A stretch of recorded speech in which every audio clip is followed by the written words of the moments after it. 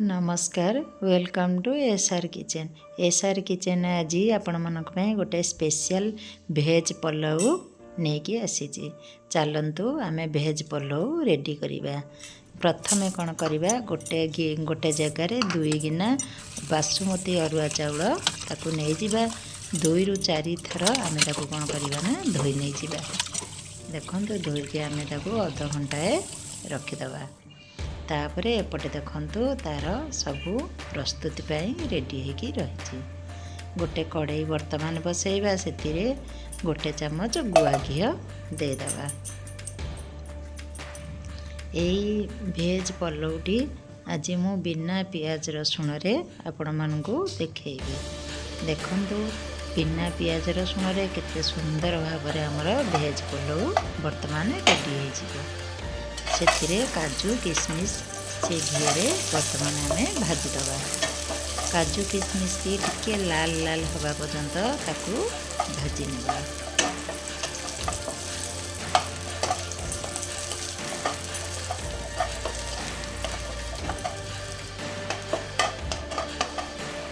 देखंतु पूरा रेडी हो गला। आम चलतु काजू किशमिश की गोटे गिना को आम ताकू बाहर कर नहीं जिबा। से कड़ाई रे आउ गोटे चम्मच गुआ घी देदबा। तापरे गोटा मसला में ऐड करिबा। प्रथमे देदबा 2 रु 3 खंड दालचीनी, हाफ चम्मच साजीरा, आउ 4 रु 5टा गोलमरीच, गोटे बड़ अलैच, आउ पकेदबा लवंग 3टा, आउ से पकेदबा केसर 2-3 पीस, आउ पकेदबा गुजराती आउ स्टार पकईकि आम ताको भल भाव घी टे भाजी नहीं। से बर्तमान पकईदबा काटिकी रखी मु 2टी कंचा लंका फाड़ करके देदबा। आपण जी चाहिए से देवे। हाफ इंच अदा ग्रेट करके रखी देदेली। यही सबू जिनस को आम भल भाव टिके भाजी नहीं जिबा। भाजी नहीं सारा पर 2टी टमाटो ताको छोट छोट करके काटिकी रखी ये बर्तमान पकईदबा। ताकू पुणी घी आम भल भाव भाजी नहीं जिबा। आउ हाफ चम्मच लुण देदबा।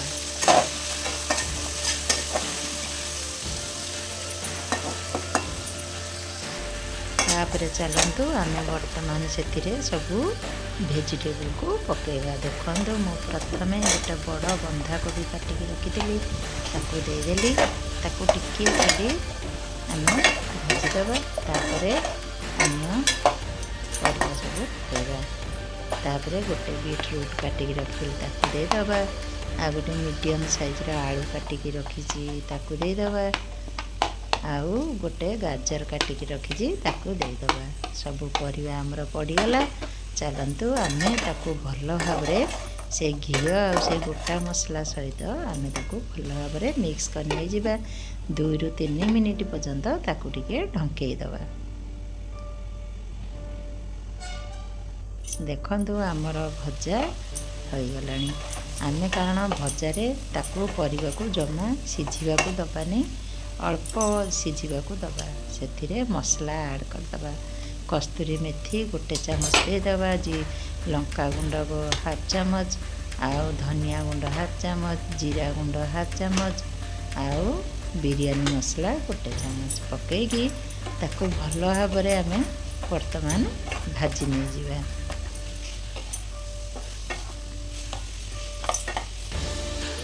आमर होगला पूरा भजा। से धोईकी रखी चाउल ताकू छाणी देइथिली। ताकू वर्तमान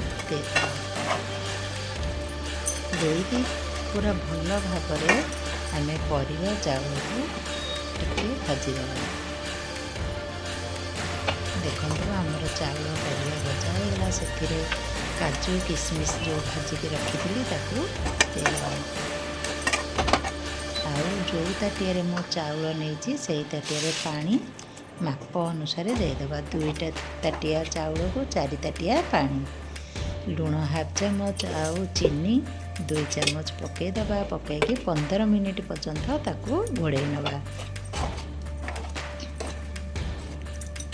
देखंतु 15 मिनिट पर आम खोलिले देखिए केते सुंदर भाव आमर भेज पलो वर्तमान रेडी हो जाइए। आपण मैंने देखंतु केते सुंदर देखा जाउची, तार बास्ना केते बढ़िया आसुची। सेतिरे ताको आउ टिके अधिक टेस्ट करिया पई किछि धनिया पत्र गरम मसला पकेकी ताको भल भाव गोलैदेवा। आपण आउ गोटे चामच गुआ घी देदेबा। आपण मानक मोर विशेष अनुरोध, आपण मैंने मो एसआर किचन को बहुत मात्रा रे लाइक करंतु, शेयर करंतु। आउ जी मो चैनल रे नुआ थिबो प्लीज सब्सक्राइब करने को जमा भूलिबे नहीं। देखंतु भेज पलौ सहित मु आज रखी ता सहित दही रायता, गोटे गिना दही, अध गिने पानी, आउ सेतिरे ग्रेट करके रखी काकुड़ी पकईदबा। पकईकी सेतिरे पकईदबा धनिया पत्र, तापर ताको भल भाव गोलई नहीं जावा। सेतिरे हाफ चामच कंचा लंका काटिकी रखी देदेबा। तापर दही आम जी नहीं से परिमाण अनुसार लुण देदेबा। देकी ताको भल भाव गोलईदेबा। आमर रेडी हो गला। तापर मुझे गाजर को ग्रेट कर नहीं देखंतु आमर वर्तमान रेडी हो गला भेज पलौ सहित दही रायता। आपण मानक पुणी मोर रिक्वेस्ट, आपण माने ए भेज पलौ आपण मानक घरे बना तैयारी करंतु, तैयारी करके समस्ते के खाइबा को दियंतु। आउ तार टेस्ट केमती आपण कमेंट रे मते जणांतु। आपण मानकु पुणी मोर एतिकी अनुरोध, आपण माने निश्चय घरे थरे बनइबे। एसआर किचन पुणी नुआ आइटम नहीं कि आसिबो।